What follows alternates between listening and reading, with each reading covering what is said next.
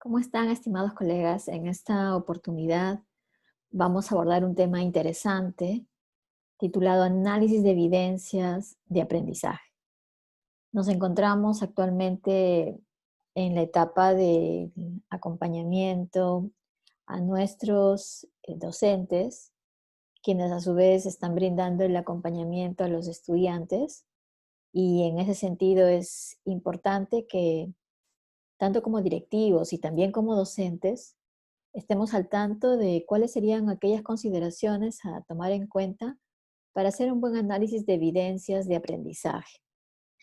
Bueno, en esta oportunidad yo voy a compartir con ustedes una propuesta. Lo primero que tendríamos que hacer, considero, sería cuestionarnos, ¿no? Hacer un proceso autorreflexivo y preguntarnos qué criterios tomo en cuenta cuando evalúo las evidencias de aprendizaje de mis estudiantes. ¿Qué acciones he tomado para que mis estudiantes sepan lo que se espera en sus evidencias de aprendizaje? Cuando estábamos trabajando en la educación presencial, por lo general, teníamos el contacto directo con el alumno, le indicábamos cuál es la tarea o producción que él tenía que realizar y nosotros estábamos al alcance de ellos para cuando ellos nos preguntaban si estaban haciendo bien su trabajo o no lo estaban haciendo bien. Probablemente nosotros en más de una oportunidad les hemos ido indicando, hemos ido retroalimentándoles, pero para eso también les hemos dado a conocer cuáles son aquellos criterios que nosotros estamos tomando en cuenta y que tomaremos en cuenta a la hora de revisar sus trabajos. Entonces, en esta educación remota, en esta educación a distancia, es importante que no olvidemos de dar a conocer a los alumnos cuáles son los criterios con los que voy a valorar sus trabajos, cuáles son los criterios con los que voy a valorar las evidencias de aprendizaje. En algunos casos se han apreciado en la plataforma Aprendo en Casa, tanto en la guía del docente, que sí figuran los criterios y son bastante específicos, pero en otras ocasiones no. Por ello es importante que el maestro esté muy atento para poder identificar cuáles son. En esta oportunidad yo les estoy mostrando que lo primero que tendría que hacer el docente es revisar la guía docente para la programación semanal. Como ustedes pueden ver, ahí contamos con datos informativos respecto a el medio que estoy utilizando, la fecha en la que se transmite el programa, cuáles son las áreas curriculares que están vinculadas a este nuevo aprendizaje y el ciclo. En este caso estamos hablando del ciclo 4, que corresponde a tercer y cuarto grado de primaria. Tenemos acá también cuáles son las áreas, competencias y capacidades que se están considerando para el desarrollo de las actividades de la semana. En este caso nos vamos a concentrar solamente en comunicación, para el ejemplo que les tengo preparado. Entonces, imaginando que voy a hacer el análisis de una evidencia correspondiente al área de comunicación, entonces tengo que centrar mi mirada en el título del área, ¿no? En este caso comunicación. Tendría que identificar también cuál es la competencia, en este caso escribe diversos tipos de texto en su lengua materna, y cuáles son las capacidades que se están considerando. Adecua el texto a la situación comunicativa, organiza y desarrolla las ideas de forma coherente y cohesionada. Por otro lado, también tengo que tener en cuenta cuáles son las evidencias de aprendizaje, pero en este caso, cuál es la evidencia de aprendizaje que está siendo solicitada para que el estudiante lo realice y está vinculado exactamente con el área de comunicación. Bien, si observamos bien acá, entonces vemos, perdón, si observamos bien, estamos dándonos cuenta que la evidencia de aprendizaje solicitada es que el alumno escriba una ficha informativa sobre un instrumento musical de su región, que planifique lo que va a escribir y recopile fuentes de información confiables sobre el nombre del instrumento, cómo se usa, qué materiales emplea en su construcción, cuál es su historia y en qué evento se toca este instrumento. Elabora un borrador, lo revisa y reescribe. Quita o aumenta ideas y usa correctamente el punto, la coma y las mayúsculas. Por otro lado, en esta otra columna también he señalado cuál es el propósito, ¿no? En este caso de la sesión. Aquí vamos a encontrar, por ejemplo, en esta lectura, vamos a encontrar el propósito que se persigue con esta situación, con la situación significativa que se ha planteado al inicio, y se hace mención a, en el caso de comunicación, a que el propósito sería, y por aquí lo vemos, ¿no? El propósito sería que aprenderán, dice, ¿no? Por último, aprenderán a comunicar información sobre los instrumentos musicales peruanos a través de la elaboración de fichas. Para ello verán videos relacionados a la historia, tradición y música que generan los instrumentos musicales que se usan en nuestras fiestas y son parte de nuestra identidad nacional. Con lo aprendido, primero pensarán en lo que van a escribir, es decir, escogerán uno de los instrumentos que hay en su región e investigarán al respecto. Luego elaborarán una ficha, borrador, la revisarán, editarán y realizarán las correcciones necesarias para elaborar su versión final, la cual guardarán en su portafolio. Aquí es importante que tengamos en cuenta que el propósito de una sesión recoge cuáles son las competencias o la competencia, cuáles son las capacidades que están involucradas, ¿no? Y las que vamos a trabajar. Y cuáles son aquellas capacidades que también están movilizándose en la evidencia de aprendizaje que estoy solicitando a mis estudiantes. Entonces, cada vez que veamos el propósito, mi sugerencia está de que como maestros tenemos que identificar cuáles son las capacidades que se están movilizando en dicho propósito y por ende habría que revisar el estándar correspondiente al ciclo porque guardan también una estrecha relación. Entonces veamos a continuación. eh, Tenemos aquí, por ejemplo, lo que he hecho ha sido hacer una captura de pantalla y mostrarles a ustedes que es importante que revisemos nuestro currículo nacional o también revisar el diseño, la programación curricular de educación básica y regular correspondiente a educación primaria, ¿no? Porque estamos hablando del ciclo 4, y es importante que comprendamos bien en qué consiste la competencia, ¿no? En este caso estamos hablando de que la competencia tiene que ver con escribe diversos tipos de textos en su lengua materna.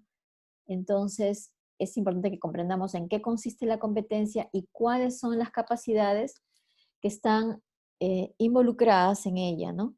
Entonces, en esta competencia tenemos 4 capacidades que están involucradas. Adecúa el texto a la situación comunicativa, organiza y desarrolla las ideas de forma coherente y cohesionada, utiliza convenciones del lenguaje escrito de forma pertinente y reflexiona y evalúa la forma, el contenido y el contexto del texto escrito. Considero que es importante que conozcamos bien en qué consiste cada capacidad y conocer también su definición, para que así también a nosotros nos sea más sencillo de alguna manera y más fácil también el poder identificar a la hora para poder plantear, ¿no? Cuáles serían los criterios de evaluación a tomar en cuenta, ¿no? A tener en cuenta. Entonces, esta competencia ya va quedando claro que tiene 4 capacidades que las tenemos que conocer bien y lo que involucra cada una de ellas. Por otro lado, les decía que es importante que revisemos estos documentos, ya sea el currículo nacional, por ejemplo, donde encontramos cuáles son los los niveles, el estándar y los niveles correspondientes por el ciclo del cual estamos trabajando en este momento, ¿no? En este caso, tenemos el estándar del nivel 4 y este extracto es el que nos va a servir para no perder de vista qué es lo que queremos lograr, ¿no? Bien, entonces lo que hago a continuación, o lo que he hecho a continuación, ha sido hacer una tablita donde he colocado el título de mi competencia, de la competencia que estoy trabajando. Escribe diversos tipos de texto en su lengua materna. Luego he tomado nota del estándar correspondiente al nivel 4 y es el que está aquí, ¿no? Ahora, si ustedes dirán, ¿por qué he resaltado de 4 colores distintos? En el estándar que les estoy mostrando, se están movilizando las 4 capacidades correspondientes a la competencia escribe diversos tipos de texto en su lengua materna, que lo hemos visto hace un momento. Entonces, lo único que he hecho aquí ha sido resaltar qué extracto del texto está relacionada con cada una de las capacidades. ¿Ok? Entonces, ¿qué es lo que tenemos a continuación? Lo que he hecho a continuación ha sido identificar solamente aquellas capacidades que están involucradas en la evidencia que le hemos solicitado al alumno, ¿no? Y es adecua el texto a la situación comunicativa. ¿Y qué implica adecua el texto a la situación comunicativa? Que el estudiante considere el propósito, el destinatario, el tipo de texto, género discursivo y registro que utilizará al escribir los textos, así como los contextos socioculturales que enmarcan la comunicación escrita, perdón. 2. Organiza y desarrolla las ideas de forma coherente y cohesionada. ¿Esto qué implica? Que el estudiante ordene lógicamente las ideas en torno a un tema, que puede ir ampliándolas, complementándolas, estableciendo relaciones de cohesión entre ellas y utilizando un vocabulario pertinente. Entonces, yo como maestro, si quiero ver si mi estudiante está logrando esta capacidad, y si dice que el estudiante ordene lógicamente las ideas en torno a un tema, que las amplíe, las complemente, etcétera, etcétera, será importante entonces que yo pueda ver la evolución del trabajo de ese alumno, ¿no? Es decir, que yo pueda ver un trabajo inicial, un borrador y luego pueda ver un trabajo final, ¿no? Donde el mismo estudiante se dé cuenta al revisar que amplía, complementa ideas, ¿no? Reescribe. Ese aspecto es importante a considerarlo. Ahora, hay otra capacidad que en la evidencia también se está solicitando, es utiliza convenciones de lenguaje escrito de forma pertinente. Y consiste en que el estudiante use de forma apropiada recursos textuales para garantizar la claridad, el uso estético del lenguaje y el sentido del texto escrito, ¿no? Aquí estamos considerando, por ejemplo, el uso de los signos de puntuación, ¿no? Bien, entonces ya el siguiente paso sería lo que he escrito a continuación, es la evidencia de aprendizaje, la solicitada en el Aprendo en Casa, y considero aquí también que como docentes tenemos que tener la claridad de qué capacidades está movilizando esta evidencia de aprendizaje, porque estas capacidades que se están movilizando aquí también están respondiendo al logro del estándar. Como ustedes han podido ver, hay una correlación. Entonces, en esta evidencia de aprendizaje, se le pide al estudiante que escriba una ficha informativa sobre un instrumento musical de su región, que planifique lo que va a escribir, que recopile fuentes de información confiables sobre el nombre del instrumento, cómo se usa, qué materiales se emplea en su construcción, cuál es su historia y en qué evento se toca este instrumento. Si ustedes se pueden dar cuenta, aquello que he resaltado de verde está relacionado con la capacidad adecua el texto a la situación comunicativa. ¿Ya? Entonces, cuando el alumno elabore su texto, Si su nombre, su nombre lo dice, ¿no? Adecuado a la situación comunicativa, entonces el texto que me van a escribir es un texto denominado ficha informativa, ¿no?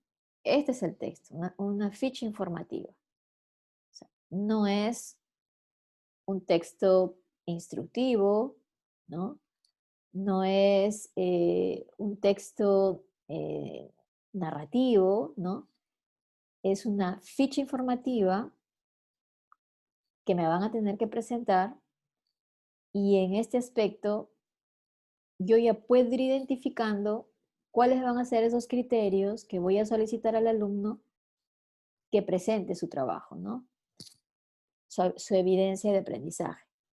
Entonces, aquí a la derecha, en la segunda columna, he anotado los criterios. Primero sería la ficha informativa y qué elementos tiene que tener esa ficha informativa, ¿no? Nombre del instrumento, el uso, los materiales para su construcción, la historia del instrumento y los eventos en los que se usa. Pero si me voy a la evidencia, me pide algo más, ¿no? Dice que elabore un borrador, lo revisa y reescribe, quita o aumenta ideas. Aquello que he resaltado de amarillo o ese pequeño texto está relacionado con la capacidad organiza y desarrolla las ideas de forma coherente y cohesionada.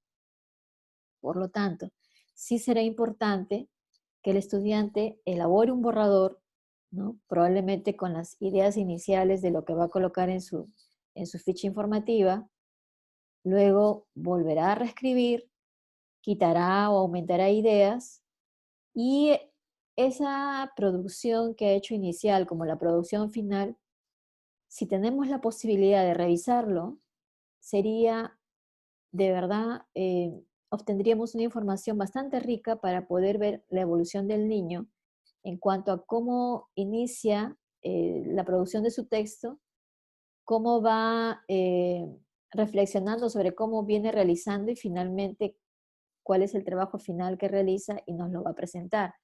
Entonces, en cuanto a criterios, he señalado que elabore un borrador y que ordene, quite y aumente ideas, ¿no? Por otro lado, en la evidencia también nos pide de que use correctamente el punto, la coma y las mayúsculas.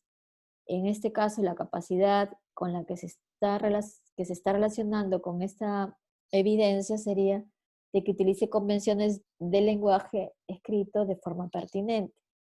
Por lo tanto, uno de los criterios que le pedimos al estudiante a considerar cuando presente su evidencia de aprendizaje es que use correctamente el punto, la coma y las mayúsculas.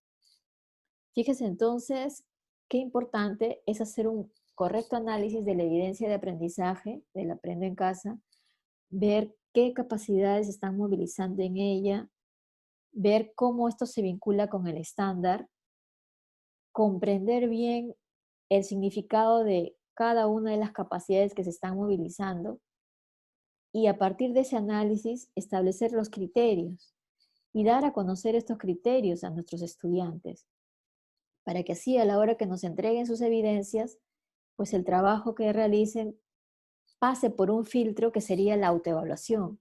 El alumno debería tener en cuenta estos criterios, autoevaluarse primero para luego enviarnos los trabajos. Así que es importante, entonces, vuelvo a repetir, hacer un profundo análisis de la evidencia e identificar las capacidades que se están movilizando. Bien, aunque no figure en esta evidencia o no he resaltado esta otra capacidad que está por acá, que tiene que ver con la reflexión sobre la coherencia y cohesión de sus ideas en el texto que se escribe. Si bien es cierto, con estos términos no se hace mención durante la evidencia, sí considero que el reflexionar sería una de las capacidades también que está inmersa. ¿Por qué? Porque en el momento que el alumno se da cuenta de que ha hecho un borrador, lo ha revisado y se ha dado cuenta de que ha cometido un error y lo reescribe, quita o aumenta ideas, de alguna manera también es producto de una reflexión. Entonces, si bien es cierto, no está anotado acá, también se está movilizando la capacidad de reflexión. Finalmente, una vez que tenemos la claridad de lo que implica la evidencia de aprendizaje y las capacidades que se movilizan en ella, y ya teniendo establecidos los criterios, sería más sencillo ya para nosotros poder establecer un instrumento de valoración o un instrumento de evaluación del producto o evidencia de aprendizaje que nos va a enviar el estudiante. Generalmente en instrumentos de evaluación tenemos listas de cotejo, ¿no? Tenemos rúbricas.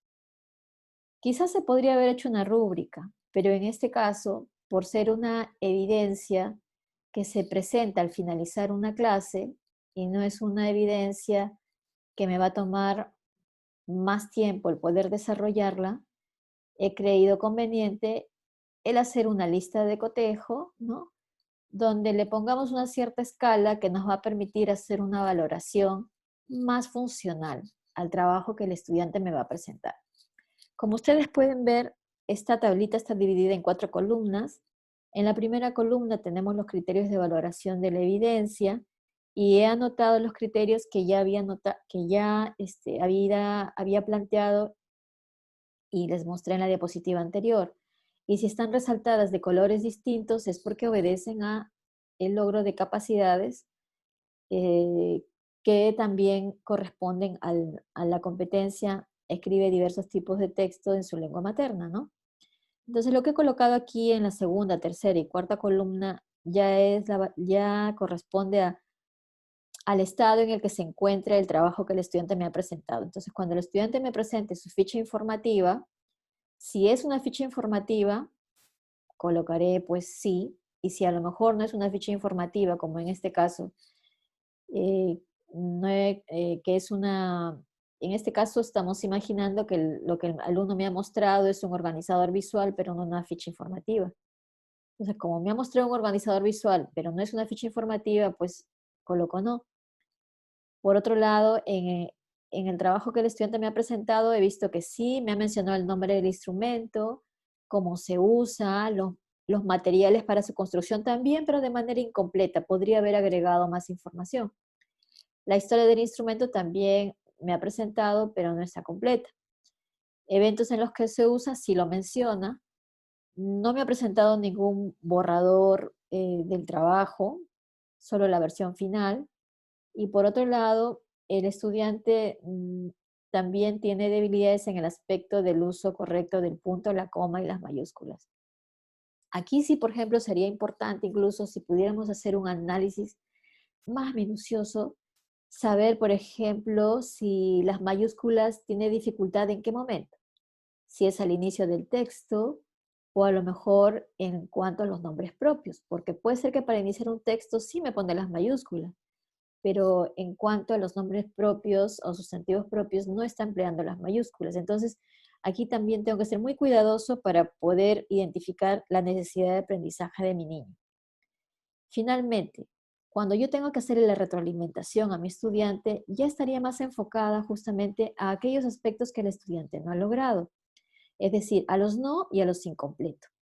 En cuanto a los sí, como sí ha logrado estos aspectos, entonces le podría hacer acá una retroalimentación más de tipo elemental en el cual le felicito por lo que ha logrado y lo ha hecho muy bien, pero ya mi retroalimentación más reflexiva, descriptiva o reflexiva, sobre todo reflexiva, que es a la que queremos llegar, tendría que estar dirigido justamente a estas debilidades que hemos encontrado, ¿no? Tanto los no como los incompletos.